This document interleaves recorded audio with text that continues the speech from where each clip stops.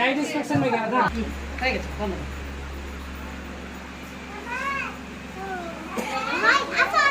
बोलो। এই মাস্টারতো বোনের বাড়িতে পুজো শেষ হয়ে সবাইকে দিয়ে দিয়ে এবার আমরা হচ্ছে এই দেখো আমার সাথীটা পরিবেশন করছে। আমাকে আগে দিয়ে নিল, আজকে নিজে একা খাচ্ছে না বন্ধুরা। তো এই ফল প্রসাদ খাবো, দিয়ে খাচ্ছি। কেমন লাগছে বলো, কেমন করো। টাটা।